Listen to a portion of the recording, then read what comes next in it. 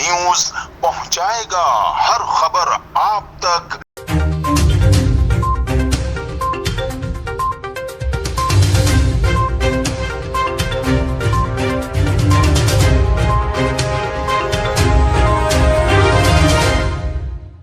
جی ناظرین، میں ہوں اسلم خان اور آپ دیکھ رہے ہیں CNBC سٹی نیوز۔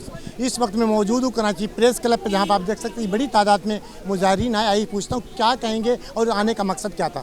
دیکھیے، ہم یہ کہیں گے کہ ہم جہاں بھی ظلم ہو رہا ہے ہم وہاں پہ ہمیشہ آواز اٹھائیں گے، اٹھاتے رہیں گے جب تک یہ ظلم ختم نہیں ہوگا۔ یہ جو سرداروں کو اجازت ملی ہوئی ہے کہ اپنے اپنے گھروں میں نجی جیلیں رکھیں، کیوں نہیں پکڑتے ہیں؟ کیوں نہیں وہ جیلوں کو بند کرتے ہیں؟ کیوں نہیں ان جاگیرداروں کو روکتے ہیں جب وہ آگے ہندو لڑکی کو اٹھا کر کے لے جاتے ہیں اور نکاح کر لیتے ہیں اور کہتے ہیں یہ تو مسلمان ہو گئی ہے؟ یہ ریاست کی ذمہ داری ہے کہ ہمیں تحفظ ملے، تو ہم مطالبہ کر رہے ہیں کہ ہمیں تحفظ دے۔ ہر عورت کو تحفظ ہونا چاہیے اس ملک میں۔ یہی الطاف حسین نے نعرہ لگایا تھا کہ بڈیروں کے خلاف ہم آواز اٹھا رہے ہیں، جی، ان کا تو کسی نے ساتھ نہیں دیا، اس کا تو پھر وہی ہو جائے گا، کیا کہیں گے؟ تو ہم تو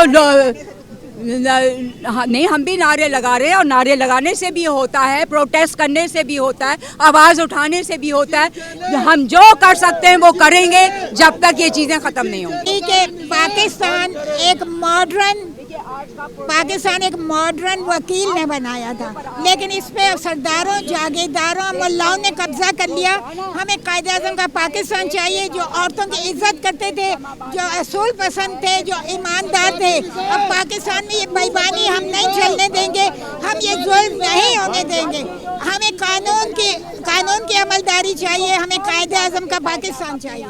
دیکھیں، آج یہاں ہم سب کا جمع ہونا کہ ہم اپنی اس پاکستان کی جو بالکل ایک نیچے طبقہ ہے، ہم اس کی سپورٹ کے لیے آج یہاں کھڑے ہیں، اور ہمیں جو اسلام کی تعلیمات ہیں، اسلام نے ہمیں جو درس دیا ہے، اس کا جو آفاقی پیغام ہے وہ یہی ہے کہ وہ بھی کسی ایک انسان کی جان، آپ ایک مسلمان ہیں اور وہ کہہ رہے ہیں کہ ہندو کے خلاف نہیں، کسی کے لیے نہیں، ہم سب کے خلاف، چاہے میجورٹی ہو، چاہے منورٹی ہو، چاہے ٹرانسجنڈر کمیونٹی ہو، کس کے ساتھ بھی ایشو ہے اس کے ساتھ تمام مذاہب کے اور تمام مسلمان کمیونٹی سب ان کے ساتھ دامے در میں سخن ان کے ساتھ ہمیشہ ہر موڑ پر شانہ بشانہ قدم سے قدم ملا کر ان کے ساتھ کھڑی ہوتی ہے۔ اور یہ جو بلوچستان کا جو واقعہ ہے، یہ پاکستان کے اندر ایک شرمناک واقعہ ہے، جس سے پوری دنیا کے اندر پاکستان کی تذلیل ہوئی ہے، پاکستان کا دوسرا رخ لوگوں کی طرف گیا ہے۔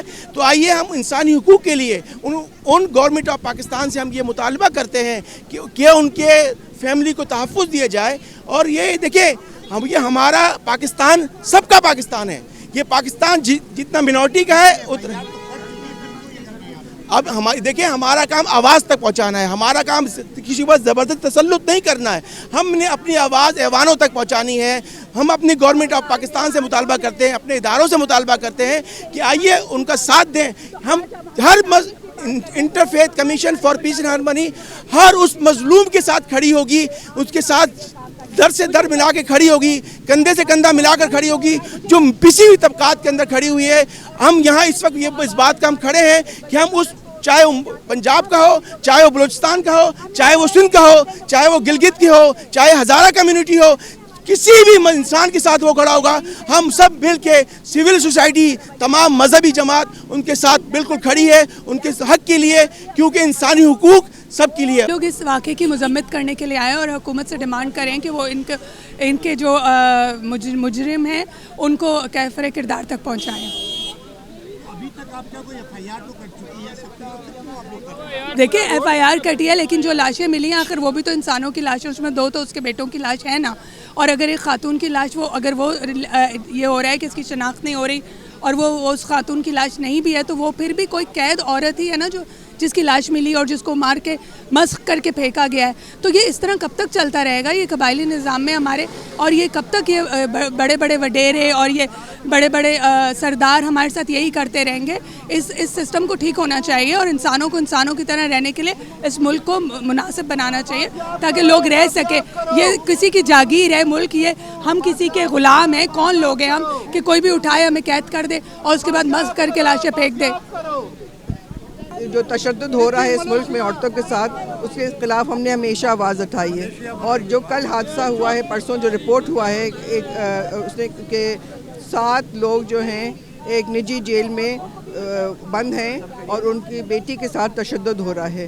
تو وہ بھی ایک بہت خوفناک خبر تھی, لیکن افسوس کہ میڈیا نے اس کو پہلے نوٹس نہیں لیا, اور پھر یہ 3 جب مشتبہ لاشیں ملیں تو یہی لگا کہ وہی خاتون ہیں اور اس کے 2 بیٹے ہوں گے.